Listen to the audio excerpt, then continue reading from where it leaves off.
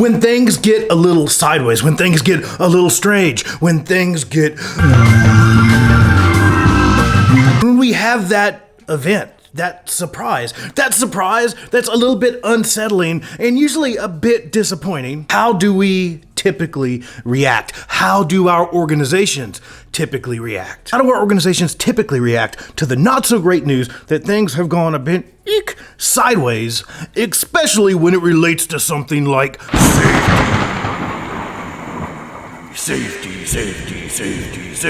A lot of times in our more traditional approaches, we've panicked. We break down, we melt down, we freak out, we pee our pants. We go down that same old tired path. A path that we're really good at because we know it really well. It's that old corporate trifecta of corporate love. Strategic, three-pronged approach to dealing with situations like this one. We blame, we shame, we retrain. On a really good day after an event like that, we take the person that was nearest to that particular issue, event, problem, and we banish them from our organization to go out and repent and come back changed. We call that unpaid administrative leave. On a normal to average day, we just fire people like that. We then take our entire locations, sometimes our entire organizations, and we put them through what we so lovingly refer to as a safety stand down.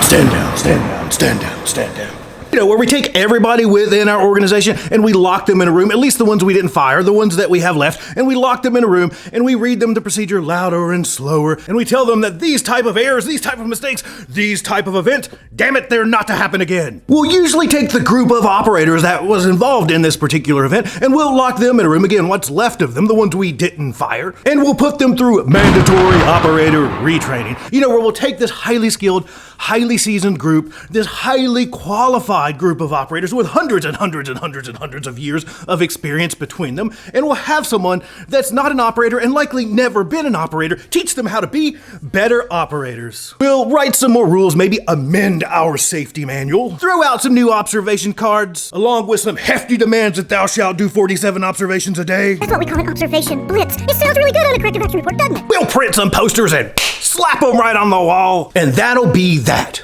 Blame, shame, retrain, and worse yet, just doing more of the same.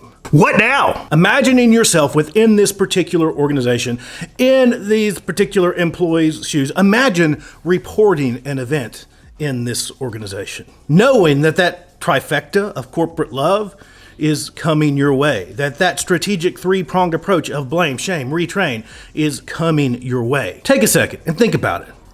How likely would it be for you to report an event in this particular organization knowing all that love is coming your way? Pretty unlikely. I'll tell you, highly unlikely for me. And if we were to report an event in an organization such as this one, after all that work of blame, shame, retrain, and more of the same, after we completed all that, what would we have learned? What would we have improved? What could we say we actually made any better? We get to choose.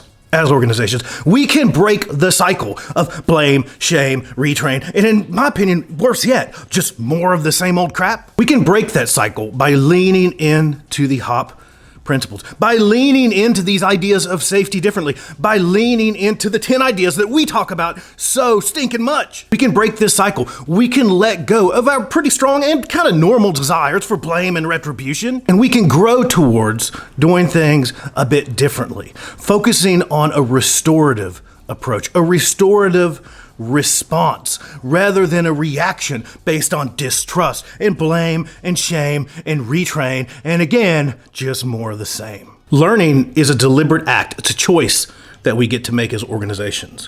When we choose that corporate trifecta, that trifecta of corporate love, blame, shame, retrain, we're moving away from learning.